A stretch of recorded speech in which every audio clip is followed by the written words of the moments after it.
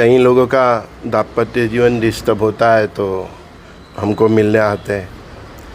कई लड़के का शादी इसीलिए नहीं होती कि महाराज ने और शास्त्री ने बता दिया कि मांगलिक है, ये है, राहु है, शनि है। देखो, ग्रहों को उसका काम करने दो, चाहे ज्योतिष शास्त्रिक कुछ भी कहे, ग्रहों को उसका काम करने दो। पर आपको राम और सीता की तरह जीना है, आपको राधा और कृष्ण की तरह जीना है, आपको पार्वती देवी और महादेव की तरह जीना है, ब्रह्मदेव और सरस्वती माता की तरह जीना है। समझे आप?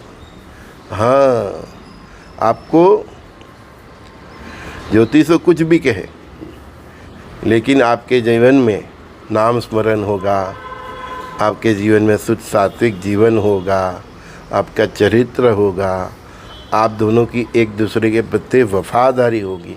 देखो, ग्रहों को उसका काम करने दो, लेकिन एक दूसरे के प्रति प्रेम होगा, मोहब्बत होगा, रिस्पेक्ट होगा, एक दूसरे के लिए कुछ भी करने का जज्बा होगा, तो ग्रहों भी क्या करेंगे, है ना?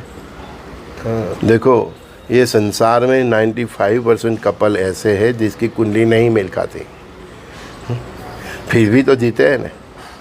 कई ऐसे कपल है जिसकी कुंडली देखो तो आपको लगेगा नहीं, इसका तो डाइवोर्स पक्का है, लेकिन फिर भी वो बहुत अच्छी तरह से जीते हैं, क्योंकि ग्रहों के प्रभाव से जो एक दो चीज़ होती है उनकी लाइफ में, उसको वो इग्नोर करते हैं। देखो, दाम्पत्य जीवन में प्रॉब्लम वहीं पे है जहाँ दोनों में से एक पात्र का कैरेक्टर नहीं है।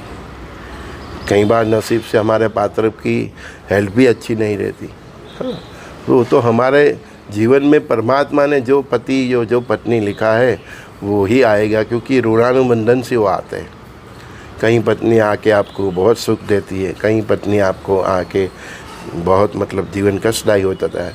कहीं पतिदेवपन ऐसे होते हैं जिसके आने से वो स्त्री की ज़िंदगी बर्बाद हो जाती है, और या तो बहुत ऐश्वर्य प्राप्त करती है। वो सब प्रारब्ध है और ऋणानुबंधन है।